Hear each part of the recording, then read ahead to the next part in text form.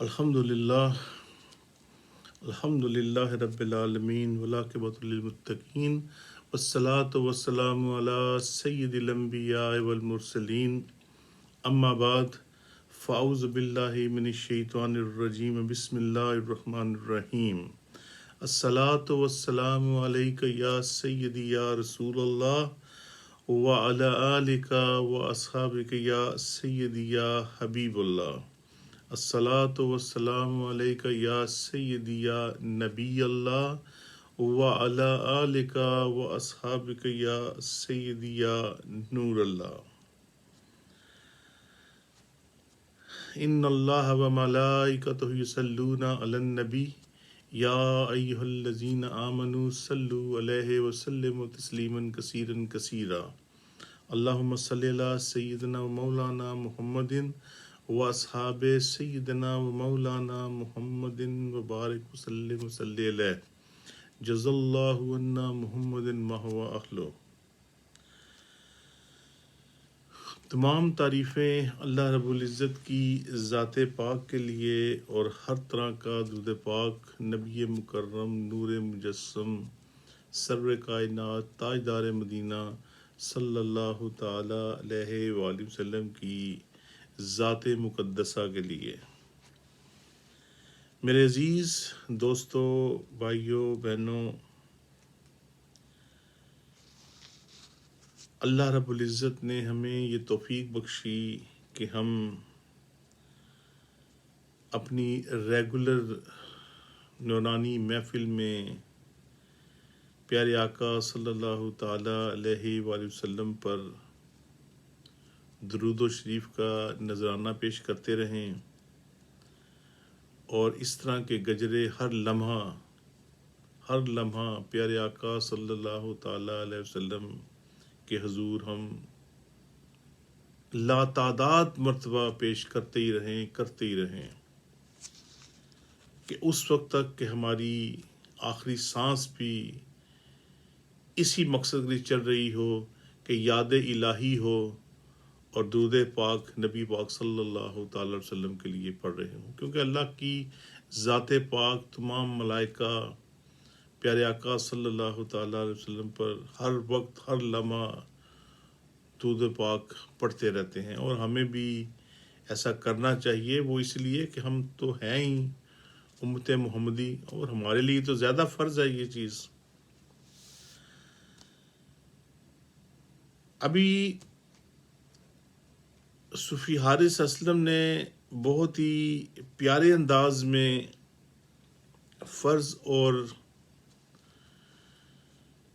دیگر موقدہ غیر موقدہ اور واجبات کے بارے میں تفصیل سے بتایا۔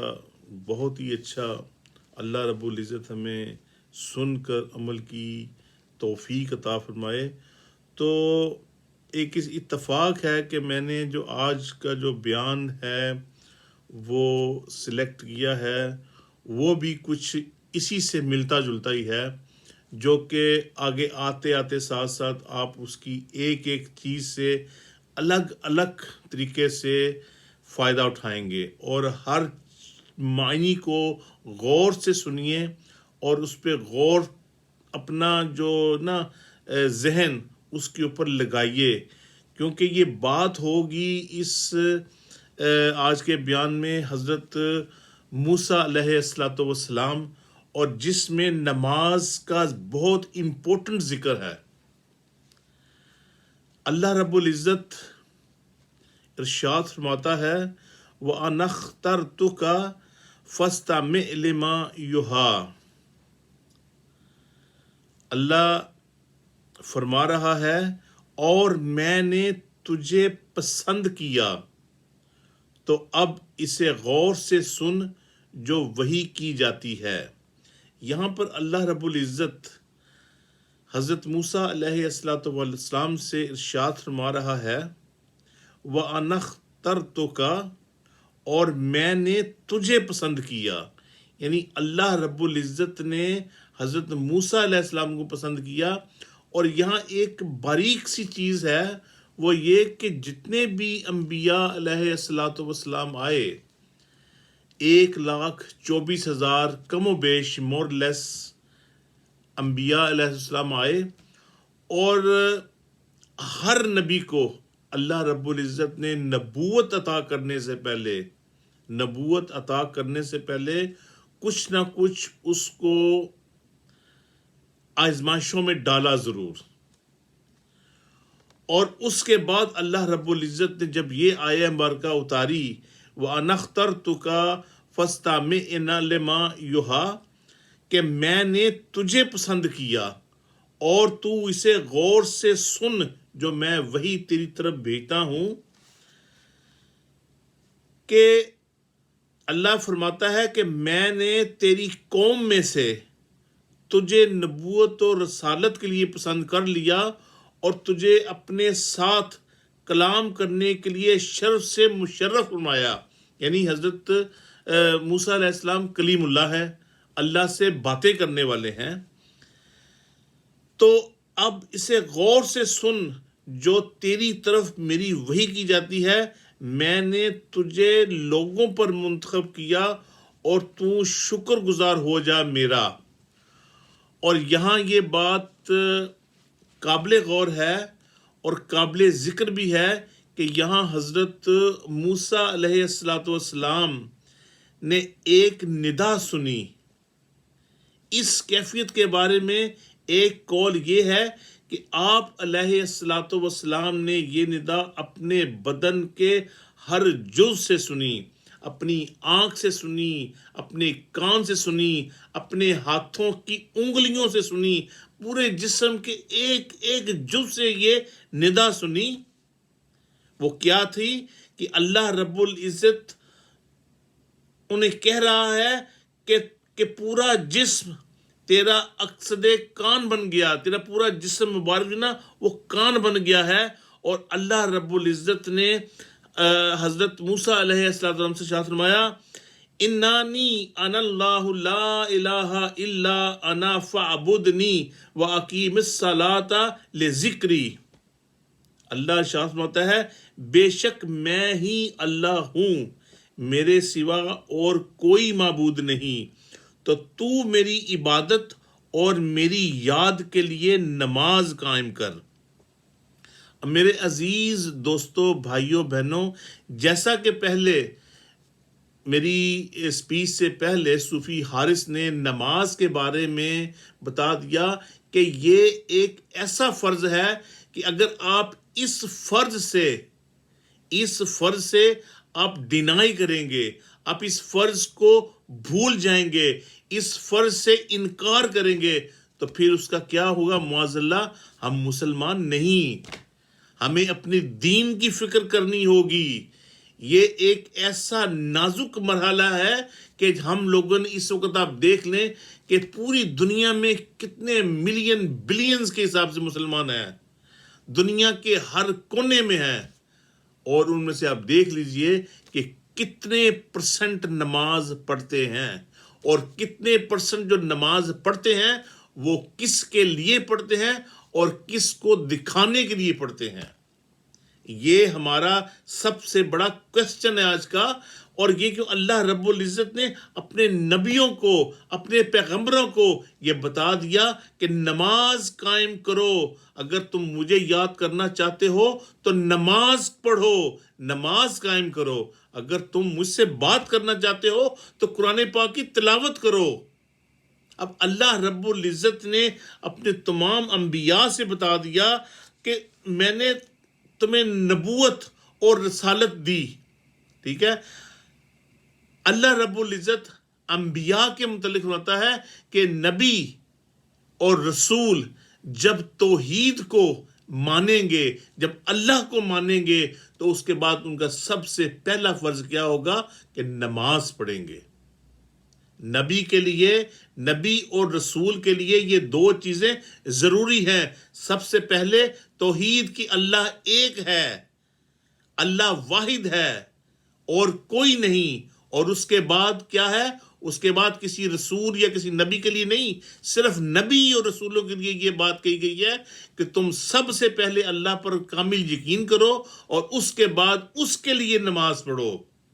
کہ نماز صرف اللہ رب العزت کے لیے ہے، لیکن ہم پوری دنیا کے لوگوں کو، انبیاء کے علاوہ، رسولوں کے علاوہ جتنے بھی لوگ ہیں، ان سب کے لیے 3 چیزیں بتائی گئیں۔ ان 3 چیزوں میں یہ فرمایا گیا کہ سب سے پہلے اللہ پر کامل یقین رکھو، اللہ پر کامل یقین رکھو، اس کے بعد اللہ کے نبیوں اور رسولوں پر ایمان لاؤ، اور اس کے بعد نماز پڑھو۔ یعنی نماز، دونوں چیزوں کے بعد سب سے افضل جو ہے وہ نماز ہے۔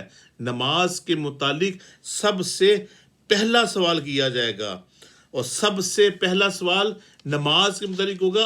اگر ہماری نماز ہی خراب ہوگی، اگر ہماری نماز ہی نہیں ہوگی، تو اس کا ہم نے آگے کیا جواب دینا ہے؟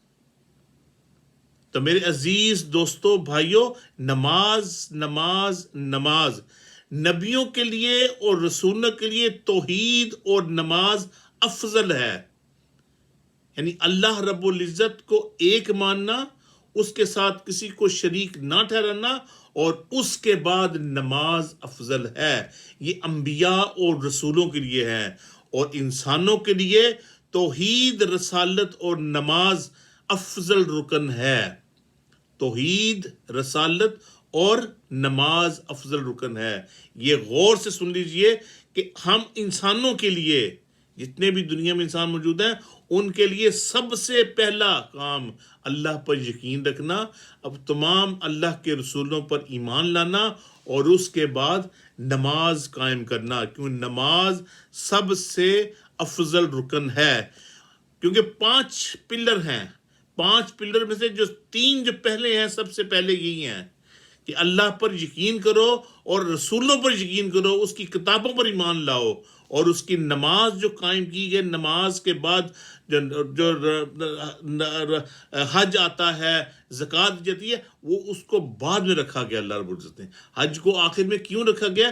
اگر آپ کی سکت ہو، آپ کی ہمت ہو، آپ کی صحت ہو، آپ کے پاس اتنی پونجی ہو کہ آپ جا کر حج آسانی سے کر سکیں۔ اللہ رب العزت نے حج کے اوپر سختی نہیں فرمائی، جیسے کہ صوفی حارث صاحب نے فرمایا کہ حج لازم ہے، ہمارے فرضیت میں ہے، لیکن اللہ رب العزت نے اس کو آخر میں رکھا۔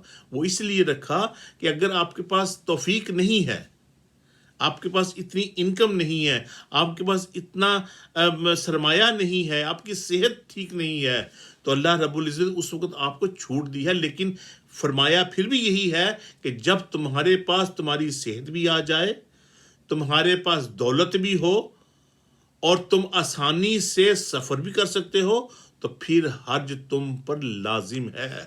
اور یہ چیزیں ہونے کے باوجود آج اس دنیا میں دیکھ لیں کہ کتنے لوگ ہیں جن کے پاس لا تعداد دولت ہے، ان کی صحت بھی دے رہی ہے، توفیق دے رہی ہے، لیکن وہ حج کی طرف نہیں جاتے۔ کیوں؟ کیونکہ اللہ رب العزت نے ان کو توفیق نہیں بخشی۔ اور جب اللہ کی فرضیت سے انسان انکار کر دے گا، بے شک انہوں نے انکار نہیں کیا ہوگا، لیکن ایک چیز، سب چیزیں ہونے کے باوجود ایک حج آپ پہ لازمی فرض ہے۔ اس کے بعد جتنی آپ کی توفیق ہو، اگر اللہ رب العزت آپ کو سال 2 سال بلاتا ہے، تو یہ آپ کے اوپر اللہ رب العزت کی خصوصی بلیسنگ ہے کہ اللہ رب العزت آپ کو بار بار بلا رہا ہے۔ تو اگر ہم اس چیز سے ڈینائی کریں گے تو پھر کون کرے گا؟ تو کون حج کرے گا؟ اللہ رب العزت ہمیں ہر توفیق دی، ہر چیز دی، لیکن چلیں حج کی تو چلو بعد کی بات ہے، ہم نماز اپنی جگہ پہ نہیں پڑھ سکتے۔ ہم نماز کے لیے ہمارا کوئی ضروری میٹنگ ہوگی، ہم اس میٹنگ کو کہیں گے نہیں یار نماز پڑھ لیں گے، پہلے وہ میٹنگ ضروری ہے۔ اور بندے خدا کے وہ جو نماز ہے وہ وقت کے، ٹھیک ہے، اس کو نماز کے لیے آپ کے پاس وقت ہے کہ اگلی نماز شروع ہونے سے پہلے آپ کے پاس ٹائم ہے، اگر وہ پتہ ہے کہ آپ نے واپس آ جانا ہے، لیکن آپ نے سارا دن ضائع کر دیا، پھرنے میں، گھومنے میں، کھانے میں، پینے میں، ہر بات کرنے میں، لیکن جب نماز کا وقت آیا تو یار میرے کپڑے ٹھیک نہیں ہیں، آج میرا انٹرویو ہے، آج میرے فلانی سے میٹنگ بھی جانا ہے. یہ میرے دوستوں، بھائیوں، بہنوں، یہ صرف اللہ رب العزت جو دلوں پہ جب موڑ لگا دیتا ہے نا، تو اس وقت ایسی چیزیں انسان کو خود بخود اس کے منہ سے نکلتی ہیں. اور یہ حقیقت ہے، اس میں ڈھکی چھپی کوئی بات نہیں ہے، آپ کے سامنے ہے. وہ ایک دو دوست جا رہے تھے، وہ چلتے تھے، میں بس واقعہ بیچ میں آ گیا. دو دوست جا رہے تھے، اس نے کہا کہ چلو یار بھائی نماز کا ٹائم ہو گیا ہے تو چلو نماز پڑھتے ہیں جا کے اندر. اب وہ نماز پڑھنے کی اس نے کہا یار میرے کپڑے ٹھیک نہیں ہیں تو تم نماز پڑھو. اور نماز پڑھنے کے لیے چلا گیا اندر. اب نماز پڑھے گی، اس نے فرض پڑھے، سنتے پڑھی، نوافل پڑھے، ٹھیک ہے، اس نے تھوڑا ٹائم زیادہ لگا دیا. بس اس کو اللہ رب العزت توفیق دی، وہ وہاں پہ جتنی دیر وہ مسجد میں رہا، وہ گناہوں سے پاک رہا، غیبت سے پاک رہا، ہر چیز سے پاک رہا. وہ ایک نیک بندوں کی صحبت میں بیٹھا رہا، نمازیں پڑھی. وہ باہر جو کھڑا ہوا تھا دوست، وہ کہتا ہے یار پتہ نہیں یہ نماز پڑھنے گیا کہ تراویح پڑھنے چلا گیا. جب واپس آیا تو اس نے اس کے دوست نے سے پوچھا کہ کیا بات ہے یار، وہ تو اندر ہی بیٹھ گیا تھا، تجھے مولوی نے بٹھا دیا تھا. اس نے کہا بھائی مجھے مولوی نے نہیں بٹھایا، مجھے اس نے باہر نہیں آنے دی ہے جسے تجھے اندر نہیں آنے دیا. اب دیکھیں کتنی چھوٹی سی بات کہہ دی اس نے، اور کتنی بڑی بات کہہ دی اس نے اس کے سامنے. کہنے کو چھوٹی سی بات کہ مجھے اس نے باہر نہیں آنے دیا جس نے تجھے اندر آنے کی توفیق نہیں بخشی. اب یہ بات ہے، حالانکہ وہ ٹھیک ہے کپڑے خراب ہوں گے، جا کے چینج کر کے لا سکتا تھا. چلو ٹھیک ہے، چلو یا اتنا کہتے چل میں گھر میں جا کے پڑھ لوں گا یار. اچھا جو بھی ہے، برکیف ایک بہانے ہیں لوگوں کے پاس کے طرح طرح کے بے تاشا، کیونکہ اس میں پھر کئی لوگ یہ بھی کہیں یار دیکھو نا ہو سکتا اس کے کپڑے گندے ہوں. بھائی ہوں گے، میں یہ نہیں کہتا، لیکن میں ایک بات کرنے کر رہا ہوں کہ اگر چلے ایک دفعہ اس نے کیا ہوگا، ہو سکتا ہے اس دوست کے ساتھ کتنی دفعہ ایسی حرکتیں کی ہوں.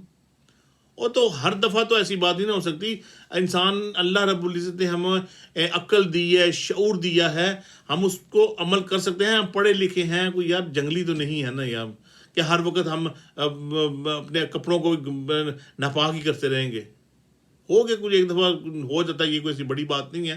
لیکن یہ ایک وتیرہ بنا لے انسان، اس کو چلا لے کہ چل یار چلتا ہے تو چلتا ہے، تو بس جہاں تک چلتا ہے چلتا ہے، یہ کوئی بات نہیں ہے. یہ بس یہ صرف ایک دنیا کو دکھانے والی بات ہے. اینی وے اللہ رب العزت نے حضرت موسیٰ علیہ السلام کو فرمایا کہ میں نے تم کو تمہارے لوگوں میں سے تم کو فوقیت دی، تم کو رسالت دی، تم کو نبوت دی، اور تم میرے لیے نماز پڑھو. اللہ کو افضل مانو اور میرے لیے نماز پڑھو، اور جاؤ جا کے لوگوں کو اس بات کی تبلیغ کرو. اس کے بعد اللہ رب العزت نے اس آیت کے آخری حصے میں یہ فرمایا کہ وَأَقِیمِ الصَّلَاةَ لِذِکْرِی، اور تم میرے لیے نماز قائم کرو اور میں تجھے اپنی رحمت سے یاد فرماؤں گا. اب اللہ رب العزت جب یہ چیزیں بتا دیتا ہے تو پھر اس میں وہ آخری میں یہ کہتا ہے کہ تم میرے لیے نماز قائم کرو اور میں تجھے اپنی رحمت سے یاد فرماؤں گا. اس آیت سے ہمیں 3 باتیں معلوم ہوئیں.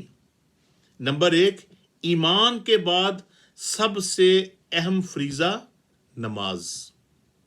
یہ آپ غور سے سنیں، یہ چند باتیں ہیں، کیونکہ یہ ٹھیک ہے بات سن لیتا ہے انسان، لیکن اس جب سننے ہو نا تو اس وقت اس کو ذہن میں رکھے.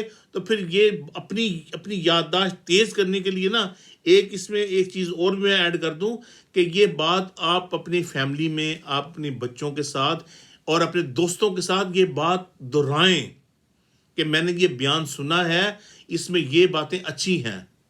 اگر اس میں اگر آپ کو کوئی ایسی چیز نظر آتی ہے کہ جو آپ کو میرے سے کوئی غلطی نکل گئی ہو تو آپ میری اصلاح بھی کر سکتے ہیں. کوئی یہ بات نہیں، آپ میری اصلاح بھی کر سکتے ہیں کہ بھائی شاہین آپ نے یہ بات کہی تو یہ بات اگر اس کی آپ تفصیل بتا دیں، کوئی اس کا کوئی ریفرنس بتا دیں تو پھر تو ہم مان لیں گے. تو میں آپ کو ریفرنس دینے کے لیے بھی تیار ہوں. یہ میں جو بات کر رہا ہوں میں قرآن پاک کے سامنے رکھ کے رہا ہوں. میں زبانی والی بات نہیں کر رہا کہ شاید مجھ سے غلطی، لیکن میں قرآن پاک کے میرے سامنے رکھا ہوا، اور اس آیت میں قرآن پاک میں یہ لکھا ہوا ہے کہ اس آیت سے ہمیں 3 باتیں معلوم ہوتی ہیں. نمبر 1، ایمان کے بعد سب سے اہم فریضہ نماز ہے. نمبر 2، نماز کی ادائیگی اخلاص کے ساتھ کریں. اللہ رب العزت زور دے رہا ہے جب نماز پڑھیں میرے حضور کھڑے ہوں تو دماغ میں سے تمام کاروباری چیزیں باہر چھوڑ دیں. اس وقت آپ میری بندگی کرنے کے لیے آپ میرے سامنے آئے ہیں. تو اخلاص کے ساتھ نماز پڑھیں. اس کو ایسے نماز پڑھیں کہ آپ اللہ رب العزت کے سامنے کھڑے ہیں اور اللہ رب العزت آپ کو دیکھ رہا ہے. بالکل آپ صرف یہ سوچیں، کیونکہ جب اللہ اکبر کہتے ہیں نا تو اصولی طور پر ہم اس دنیا سے کٹ جاتے ہیں، ہم اس دنیا میں نہیں رہتے. یعنی حضرت علی کرم الوجہ الکریم کے بارے میں یہ روایت ہے کہ جب حضرت علی کرم الوجہ کو تیر لگا ان کی شہادت کا جو ہے تو وہ تیر لگا تو صحابہ نے فرمایا کہ بھئی یہ ان کو تیر کیسے نکالا جائے گا؟ تو کسی نے کہا کہ جب یہ نماز کے دوران کھڑے ہوں گے نا تو اس وقت جتنا مرضی گہرا تیر بھی ہوگا نا وہ نکل آئے گا. اور وہی بات ہوئی جب حضرت علی کرم اللہ کریم نماز میں کھڑے ہوئے، انہوں نے اتنے خلوص کے ساتھ اتنا مخلص ہو کر نماز پڑھ رہے تھے، انہیں دنیا کا کوئی ہوش نہیں رہا. تو اس دوران انہوں نے تیر نکال دیا تو آپ کو پتہ بھی نہیں چلا. یہ ہوتا ہے خلوص، یہ ہوتا ہے اخلاص، یہ ہوتی ہے محبت. یعنی ہم نماز پڑھتے ہیں تو ہمارے دماغ میں، ہم جو اگر دکان والے ہیں تو ہمارے دکان چل رہا ہوگا بھی آج صبح سے اتنی بکری ہوئی، اتنے گاہک آئے اور اتنا میں نے اس کو ڈسا اور اس سے اتنا پروفٹ نکایا. میرے 2 پاؤنڈ کی چیز تھی، آج میں نے 25 پاؤنڈ بیچ دی، اتنا مجھے پروفٹ ہو گیا. تو وہ پھر اخلاص تو نہیں ہوا نا، وہ خلوص تو نہ ہوا نا، وہ تو اب دکھاوا ہے. پھر وہ بھی ہوتا نا بھی کسی نے کہ امام صاحب جو نماز پڑھا رہے تھے تو انہیں غلطی لگی، انہوں نے کہا بھی مجھے غلطی لگی، پتہ نہیں میں نے 1 رکعت کم پڑھائی ہے یا زیادہ پڑھا دیا ہے. تو پیچھے کے نمازی صاحب بولا جی کہ امام صاحب آپ نے نمازیں بالکل 4 فرضی پڑھائے ہیں. اور کیا آپ کہتے ہیں؟ اس نے کہا جی کہ پہلا جو فرض میں نے پڑھا نا پہلی رکعت تو مجھے پتا تھا کہ میں نے اتنا کام کیا اتنا، اور دوسرے میں اتنا، پورا حساب کر لیا میں نے 4 رکعتوں میں، تو میرا بالکل برابر ہر روز کا میرا ہے کہ میں پورے دکان کا حساب جو نا وہ اس نماز کے دوران پڑھتا ہوں، کر لیتا ہوں. تو آپ کی نماز آپ نے پوری 4 رکعت پڑھائی ہے، وہ کم بیشی نہیں کی. تو آپ دیکھ لیں آپ وہ امام صاحب اپنی فکر میں تھے کہ پتہ نہیں میں نے نماز کم کر دی ہے یہ زیادہ کر دی ہے.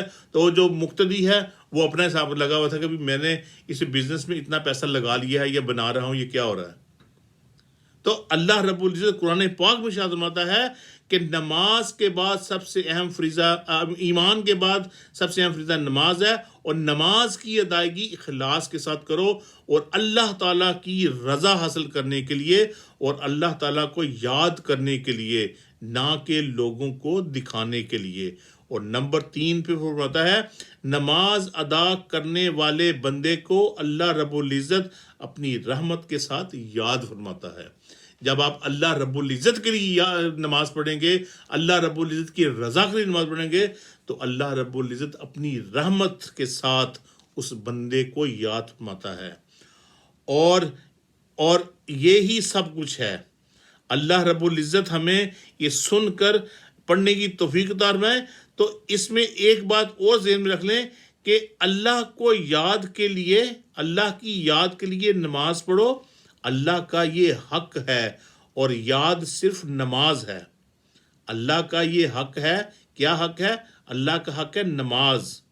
اور نماز کو خلوص کے اور مخلص طریقے سے پڑھو. جب نماز کو چھوڑ دیتے ہیں تو پھر دین بھی ختم ہو جاتا ہے. یہ ضروری بات ذہن رکھیں، کیونکہ نماز ہی دین کا اہم رکن ہے. یہ ہم بھول چکے ہیں کہ جب ہماری نمازیں چھوٹ جاتی ہیں تو ایک لحاظ سے ہم سے دین چھوٹ گیا، دین دور ہو گیا. کیونکہ دین اور نماز کا ایسا ساتھ ہے کہ جیسے ہماری زندگی اور موت کا ساتھ ہے. اگر آپ نے نماز چھوڑی تو سمجھ لیں کہ آپ نے دین کو چھوڑ دیا. یہ میں نہیں کہہ رہا، یہ اللہ رب العزت کا پاک کلام فرما رہا ہے. یہ اس پاک کلام میں لکھا ہوا ہے. اگر آپ نے یہ پڑھنا ہے تے سورۃ طٰہٰ کو پڑھیں اور اس کی ایک ایک آیت کو غور سے پڑھیں. وہ اس میں سارا آپ کو حضرت موسیٰ علیہ السلام کے بارے میں ایک ایک چیز پڑ جائے گی. انشاءاللہ وزل میں اسی بیان کو اگلے ویک کنٹینیو کروں گا، کیونکہ اس کی جو اگلی آیت ہے وہ بہت امپورٹنٹ ہے، کیونکہ اس کو تھوڑی لینتھی سی ہے. انشاءاللہ عز و جل میں اس کا اگلے ویک نیکسٹ تھرسڈے کو جو ہے نا وہ میں اس کو کمپلیٹ کروں گا. اللہ رب العزت ہمیں سن کر عمل کی توفیق عطا فرمائے. اگر میرے سے کچھ بشری تقاضے سے مجھ سے کوئی غلطی ہو گئی ہو تو اللہ رب العزت معاف کرو اور میری توبہ اپنی بارگاہ الہی میں قبول و منظور فرمائے. وآخر دعوانا ان الحمد للہ رب العالمین.